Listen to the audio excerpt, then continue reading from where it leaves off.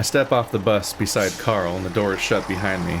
Karen heading back toward the freeway. Also, Stephanie knows what Fox in the Stable is now. Thank you, Keith. Thank You've you. been culturally enriched. Yes. I am... That's a weird piece of internet history. 18 plus warning. Yeah, oh yeah, no, definitely. I figured the context was obvious. I am fortunate enough to have a lot of different people in my life who give me a lot of different references in terms of like culture. So in lots of different realms of interest. And so I'm a very worldly person. I think that I'll just add this to my little plate of worldliness is having seen this treasured piece of pornography. I am the most interesting woman in the world. I don't always drink, but I don't always watch furry porn, but when I do, it's historical. Internet archaeology. It gets dark so much earlier now that summer's over. Echo isn't exactly a major township. The area is deemed a census-designated place, so we don't get street lights. What? Does that just mean that the census recognizes that it exists, but they don't say anything else about it? So it's not even a town. I was gonna say, like, yeah, is a census-designated place just not even a real town? Is that what it is? Yeah, they don't get street lights? Yeah. Wow. Imagine living in a place that doesn't have street lights. That's a trip. It just fades away. The world just goes away at night. I've driven in some places that didn't have any street lights. That's where you had your breakdown. Your car breakdown. Yeah, I did. Luckily, it was during the day. Oh. That would have been really bad. Yeah, no, that would have been really bad. Carl watches the bus fade off into the distance before pulling out his phone. I just want to say really quick that Carl looks like he listened to Limp Bizkit.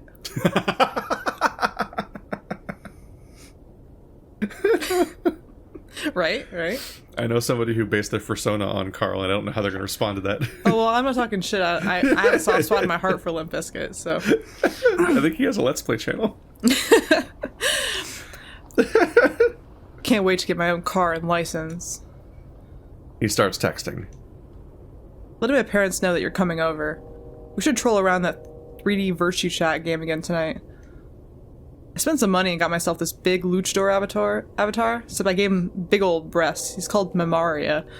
Mamaria? What the fuck? A giant-breasted luchador man. Why Mamaria? I get the mammary part, but like... Mamaria. Mamaria. I'm trying to guess. That's also that's Italian. If you say it that way. Look at this fucking goober. He's like, this is him smiling and all that, but he's still like all hunched down and everything. He laughs like that. He looks up at me with a smirk before turning and walking. How much did you spend?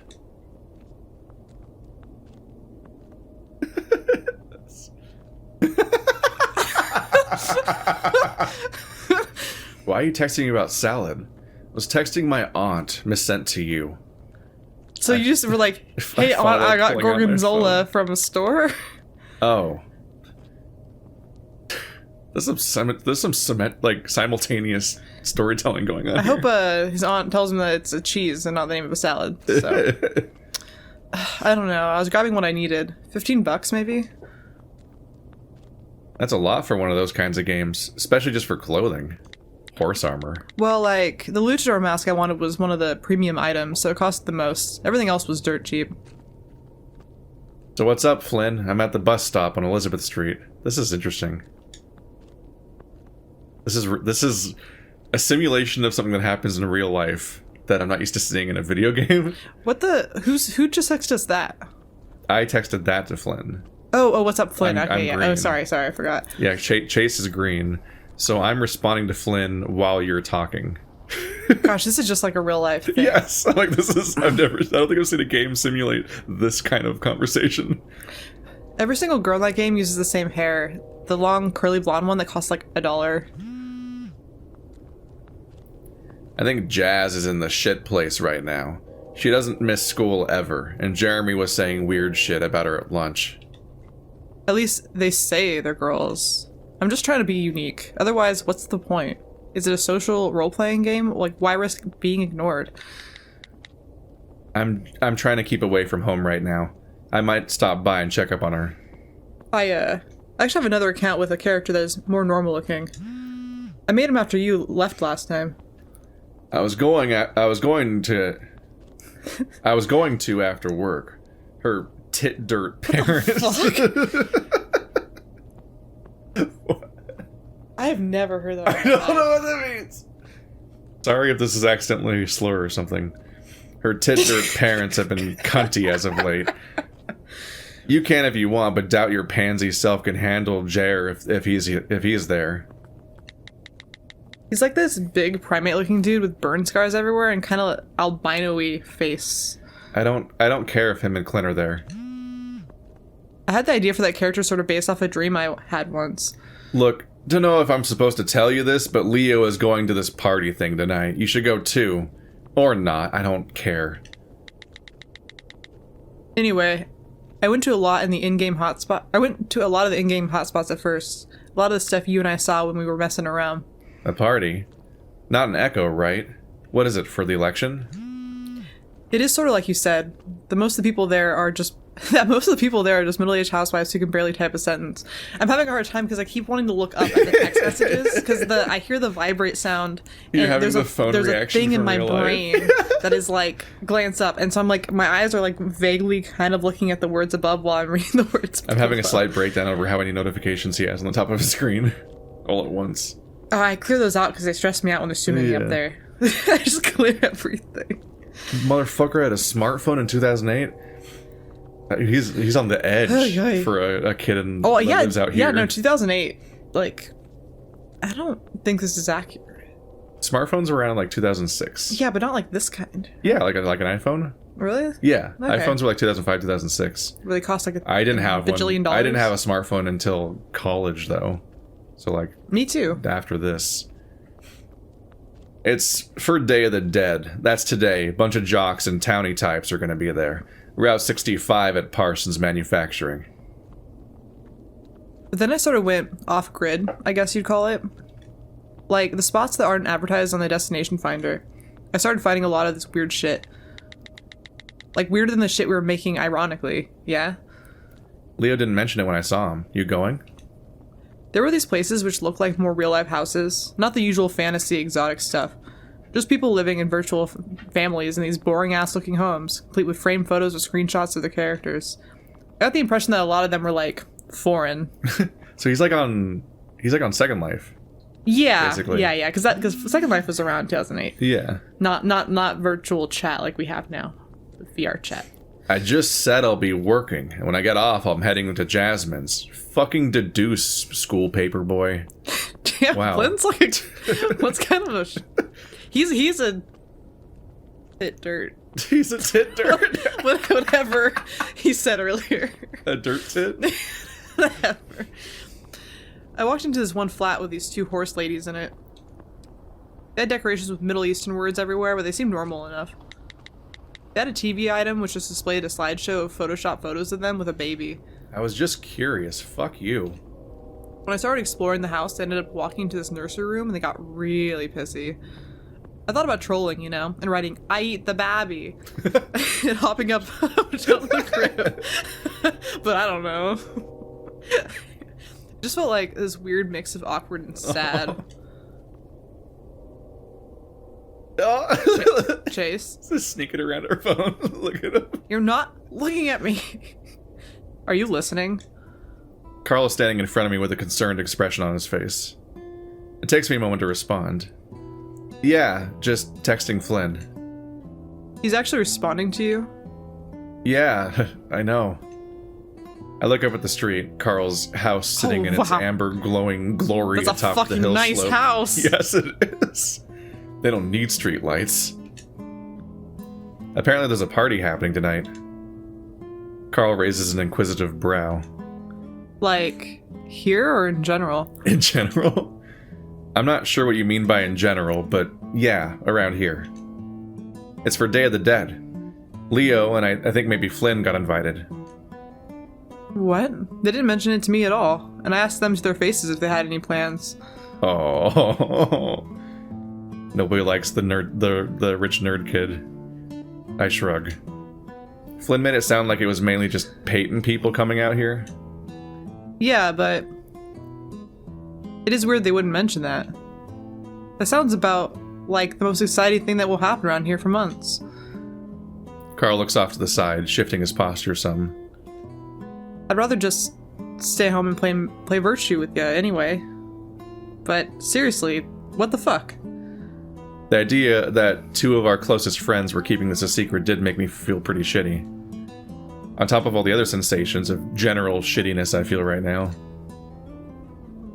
It's at the Parsons Manufacturing Building, you know, off Route 65. I guess we're going. Yeah. Title drop. That seems like a distraction that Chase wants right now. That's sort of in the ass end of nowhere for a party. Maybe is it like a rave or something? I shrug again. I think we should go. Oh. Wide-eyed. Carl blinks, his expression akin to as if I just asked him to rub his horns. Or I just asked to rub his horns. See, it is a thing. Dude. He lets out a little huff, rubbing the back of his head. First of all, we weren't invited. Second, it's the middle of nowhere. Third, isn't Day of the Dead for like... He pulls his paw away from his beanie, long enough to swirl it around in gesticulation as he tries to phrase this right. Latin folk? My blood's as apple pie as it gets, dude.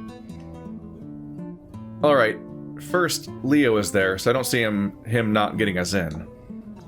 Though it was weird he didn't invite us in the first place.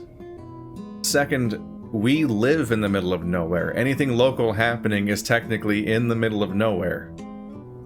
Which still doesn't make it any more safe. Third, well, I don't know. I assume nothing too culturally sensitive is taking place in an abandoned factory. And also, like, aren't all your friends just other, like... I mean... I was gonna say white people, but they're all animals. I don't really know how to say this. Like, I mean... Apple pie, apparently. Is Leo and Flynn, who got invited, are they not both little, like...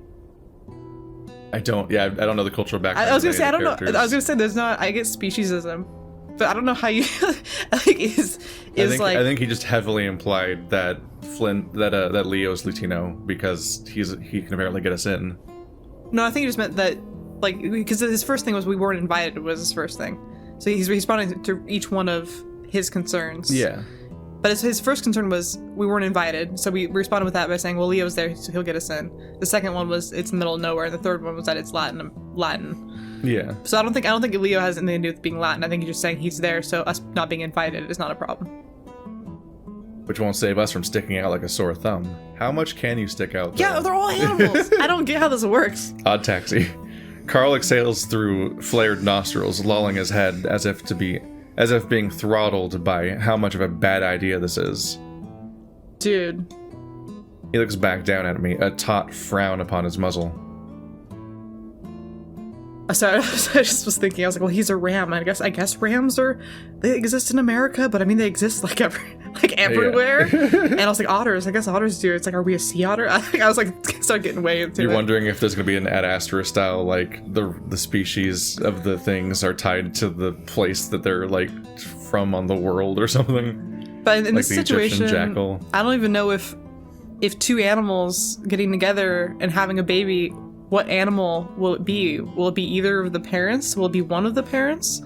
Will it just be a random pick of all the animals in the world? There's some world building to figure out here. We're like, yeah, we've established that somebody doesn't like vulpines, so they don't like foxes, but also Latinos exist.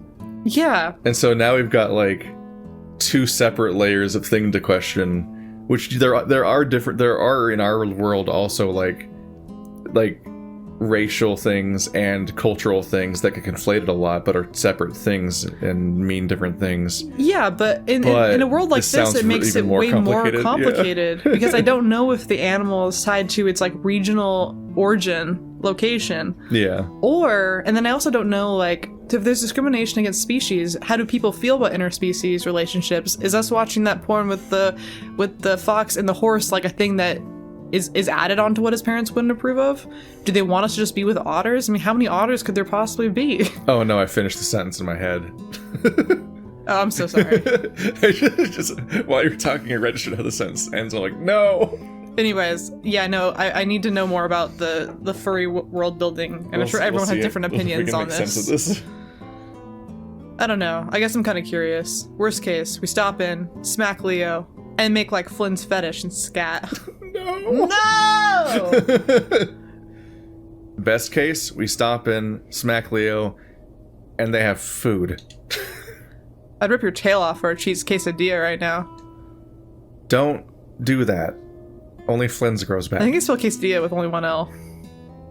Two L's. Oh, two L's. I think I was just thinking you'd say as quesadilla, because I feel like it's just how you would say it. My phone buzzes in my grip.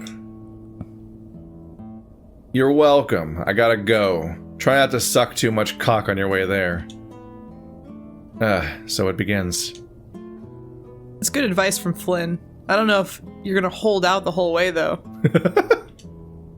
Glancing over with a start, I realize that Carl's leering over my shoulder, squinting at my phone. You little fuck. Christ. I exhale, turning my phone screen off. Yeah, I'll try my best. Carl lets out a brief, breathy bit of laughter before pulling out his phone. Lying to your parents' time? Yep. Your fault, too. What should I say?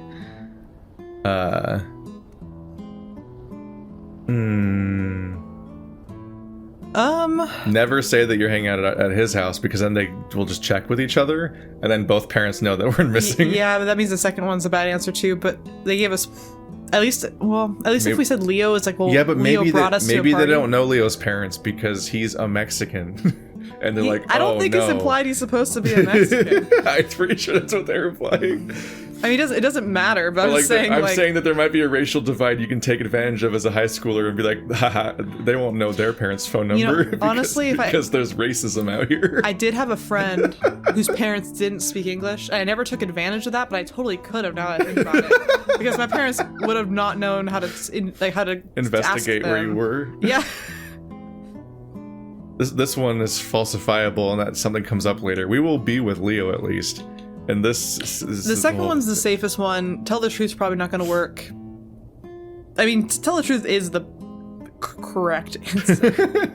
But considering our morning, I don't know if it's like the best idea. I don't know how our parents are yet. No. So Leo's probably the best one, because at least we can tie him to the situation. Yeah, now it's his fault. Before you go, though, I want to check up on Jazz.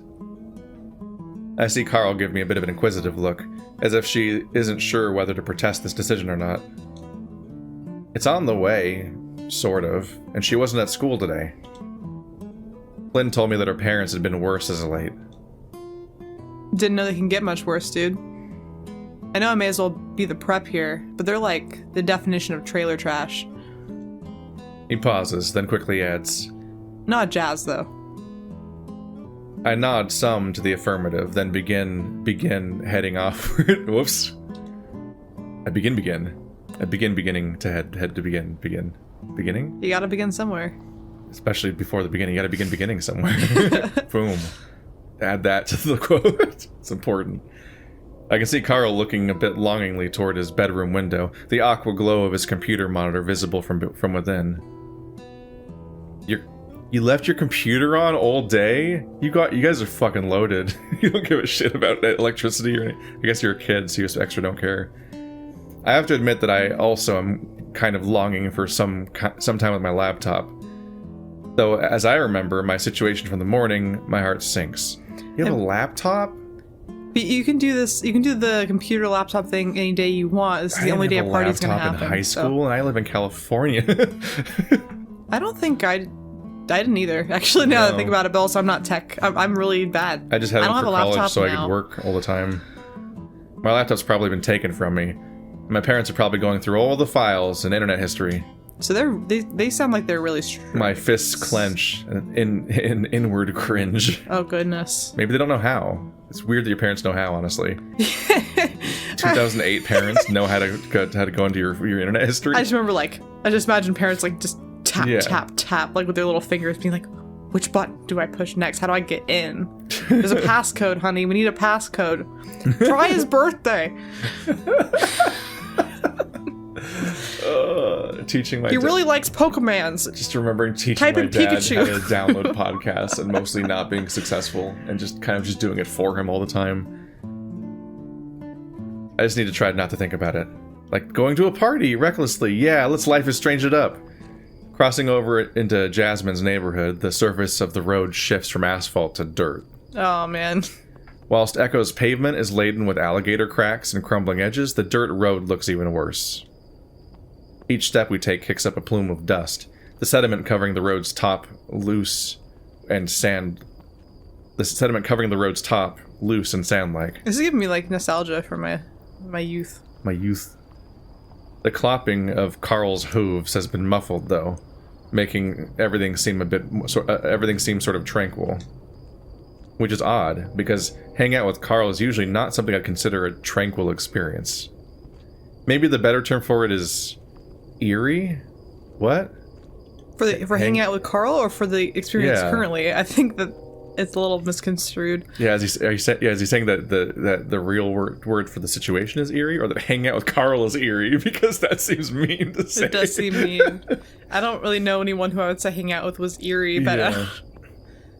I can see the faded masonry of the abandoned school building up ahead at the bend, the grass around it pale and dormant in the November chill. There aren't too many other buildings around besides it, though a few junked cars, cinder blocks, and steel barrels can be seen beside the road. Flynn calls this part of Echo Tetanus Alley. it's funny, I just brought that up. Yes! You have more in common with Flynn than you want. Dude, I usually don't even brave coming around here in the daytime. This is kind of...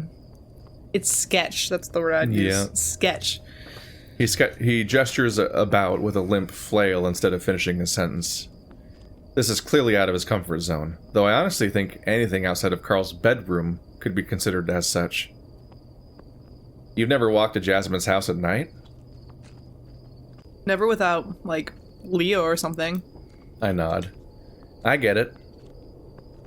If someone comes running out with me with a syringe, I'm using you as a meat shield.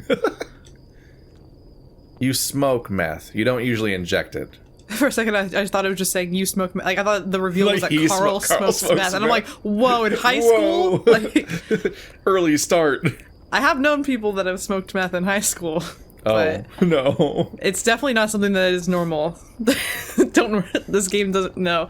And I don't think, and also, Carl's too rich to smoke meth, okay? He'd be doing something more a little higher end. Be on cocaine. On the cocaine. On those white people drugs. I feel like it's kind of shifted though. I think cocaine's like, it used to be for like it was very American Psycho in the 90s, where it's like all the really rich people Yeah. and the elites were doing cocaine, but now it's just ubiquitous. At least in our area of the world. If somebody comes running at me with a meth pipe, I'm using you as a meat shield. It's a very ineffective weapon. I let out a half-amused grunt, keeping wary of my surroundings. There is no wind, so the mesquite and sagebrush are static still. Is that even... Yeah, that's right. We walk quietly for a bit, but as we reach the schoolhouse, Carl breaches the silence. People around here hate me, dude. I turn to look at him, the ram's face devoid of expression and his gaze distant. Well, Jeremy and Clint are just vocal about it. The rest just hate everybody, I think. No, like, you heard what Karen was saying, right? How she sounded like there was some collective simmering spite under the surface. Well, that's just... Don't say, that's just Karen. Because I hear it in other places too, dude. You're a spoiled, fat, rich kid. That's an easy target. My parents sell fucking ice cream. How can you hate the ice cream family? The ram waves his arms about before letting them flop ragdoll-like to his sides. I pause, hesitating on my response for a moment, then it comes to me. Maybe they're just intolerant. I wait a beat. Lactose intolerant. Carl rolls his head back and lets out a surprisingly loud groan. I relate to Chase. I was gonna say, so much that so reminds far. me of my friend Keith. The one that I know, not the one Karen knows. Oh no. Blinking, I hold up a finger to my muzzle. Shh, you're being noisy. I see the ram visibly recoil. Increasingly self-aware, he sinks back into himself, dipping his paws into his pockets. Carl is really different when he talks to me in comparison to when he's at school around others.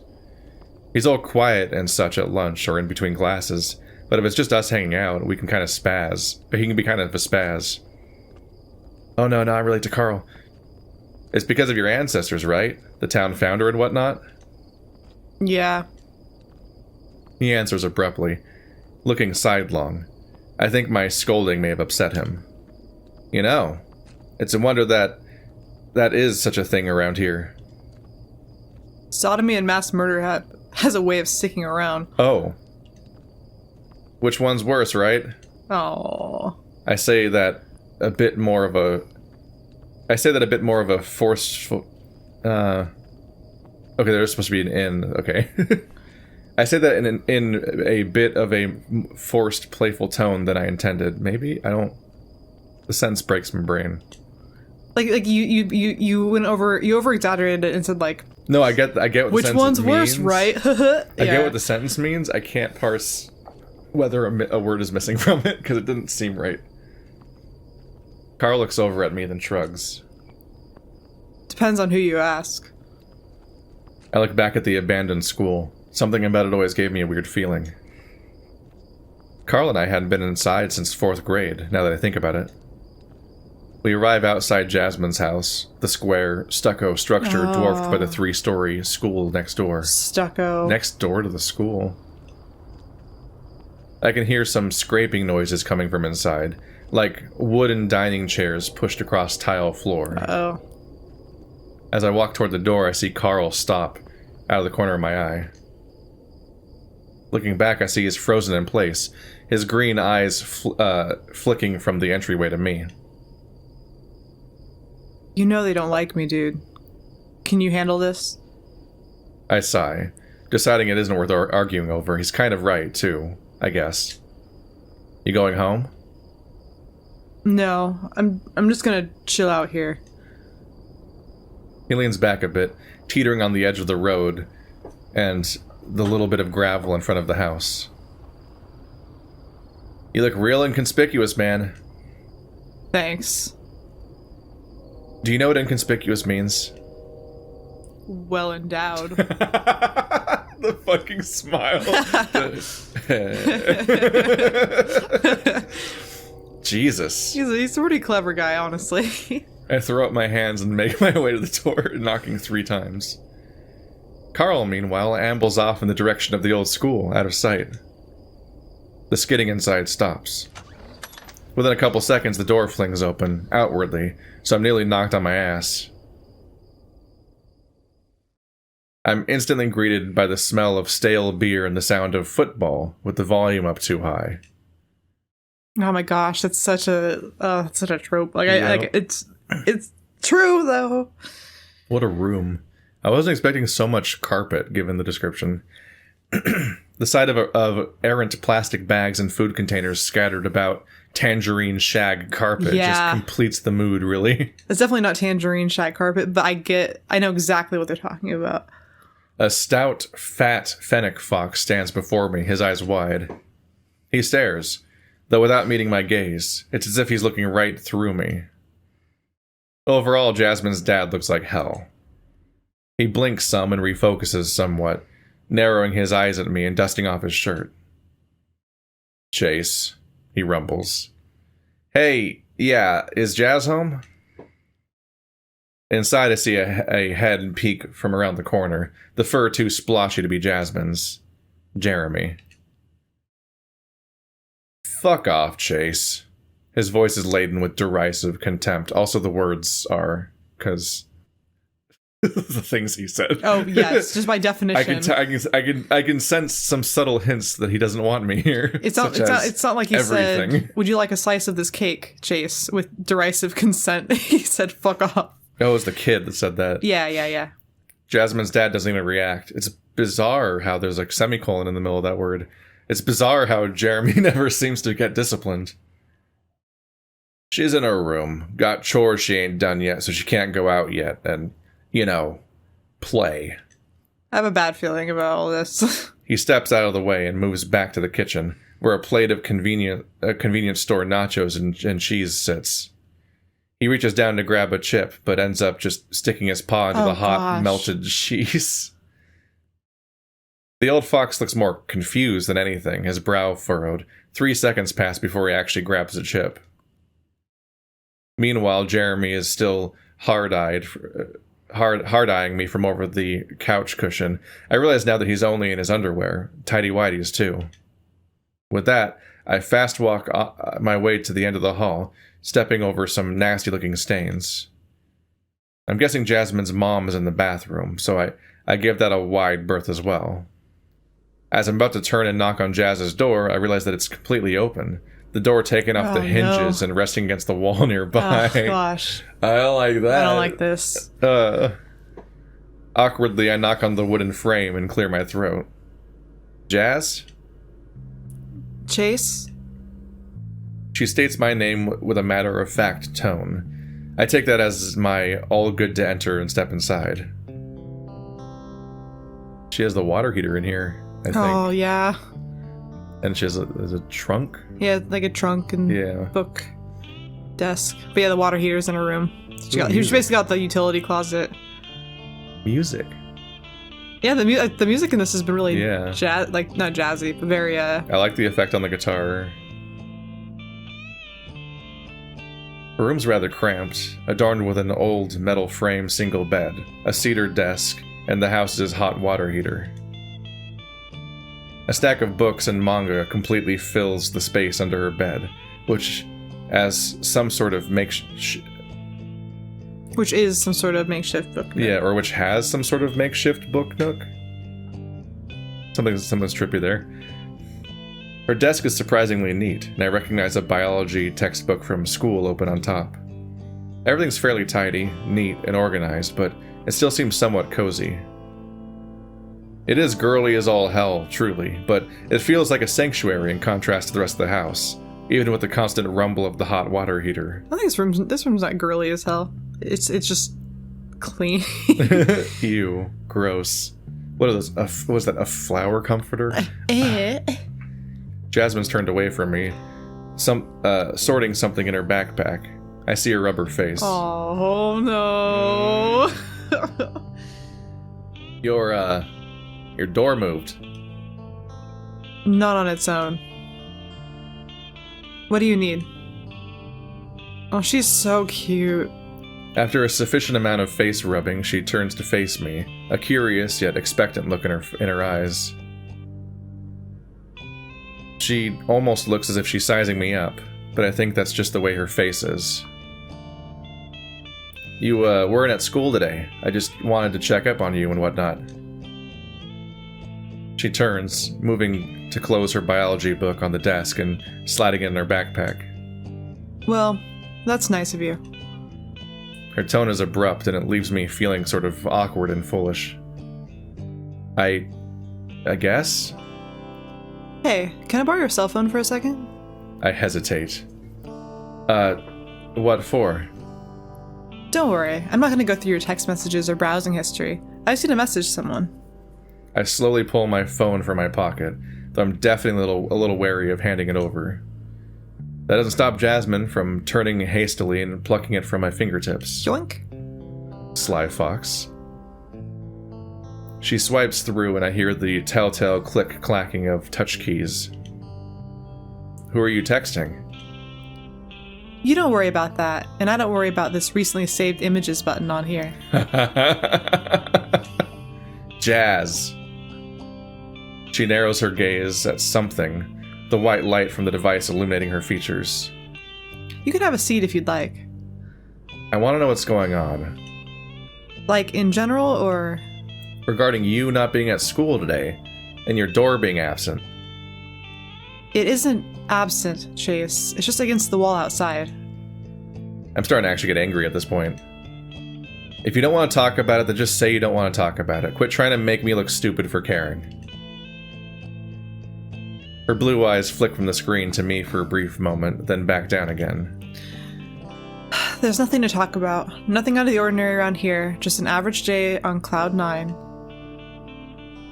I see her mash her thumb in rapid succession against what looks like the delete button. Then she begins to type again.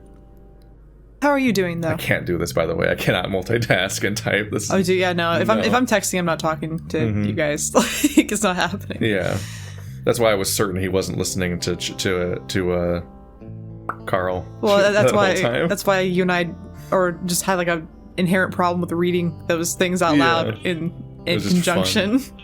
Yeah, the real voice acted version of that would be me just reading out the text conversation, and then just muffled in the background it's all of the Carl lines being read. There's a big tits on my avatar. I feel my raised jowls go loose at the question. She looks up from my phone, resting it face down on her thigh as she awaits my answer. I think she's waiting for an answer from the phone.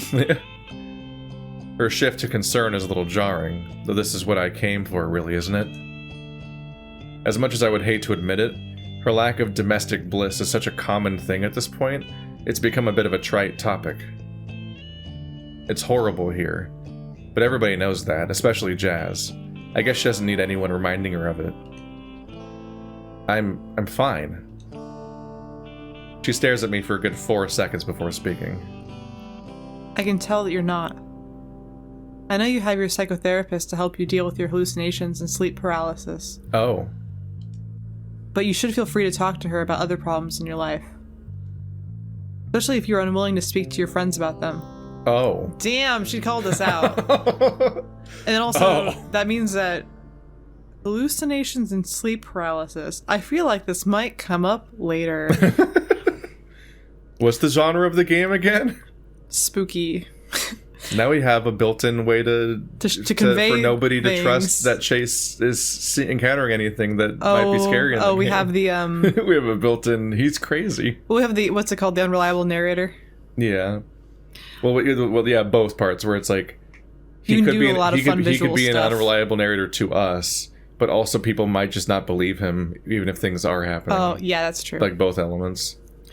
I found that building up lots of negative emotions like this tends to attract more bad things. You know what I mean. Gestures room. I stiffen with a startle as I hear knocking on the window. Oh, it's the text. Oh, no. No, it's just Carl. Okay, I thought she texted someone to come save her. Glancing over, I see 2 large pairs of horns silhouetted against the lower edge of the window pane. 2, though. He has 2 horns. 2 large pairs. Yeah, I don't think that... You think that was an accident? I think that's a mistake. Jazz looks to have been clenching her legs tightly, though at seeing what I do, she relaxes as well. Carl wanted to wait outside. I understand. Yeah. I look at the carpet between my feet, then slowly rise to a stand.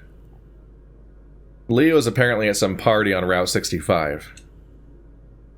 He didn't tell me about it. Yeah, apparently he kept his secret from us. We're gonna go check it out. Would you like to come? I see her knead her knuckles against the comforter, her tongue pressed against her 2 front teeth. I wouldn't be able to get away for long, Chase. For now, it's better if I stay put. She reaches down, typing a few more things into my phone before handing it back to me. I see the flash of messenger history deleted upon my screen for a split second before it goes back to the usual background. Looking down at her, I raise my eyebrow slightly. Thanks. I hope you get your door back. Mm-hmm. I will. One way or another. Oh. And she's smiling. She nods politely, and I make my exit. As I'm walking through the hall, I spy Jasmyn's father still hunching over his nachos. Jeremy, meanwhile, is still on the couch, which I'm realizing is also his bed. He scowls at me as he catches me looking, the fox making a crude gesture before rolling over toward the television. I think he muttered another "fuck off," but I'm not really listening. Okay, so Jasmyn's a fennec fox, and her brother's a fennec fox, and her dad's a fennec fox. So maybe... But yeah. For me, this is a goofy element to think about, but it's just like the... I think about how, like, frustratingly restrictive, like, pairing up with people must be in these kind of universes where seemingly everyone consistently always is with the same species. I'm like, but there's so fucking many. And there's so many there's different so options. many. Well, and once again, that's the thing, is, like, this guy isn't... Well, okay, that might be one of the... Well, he's... I mean, well... I don't know.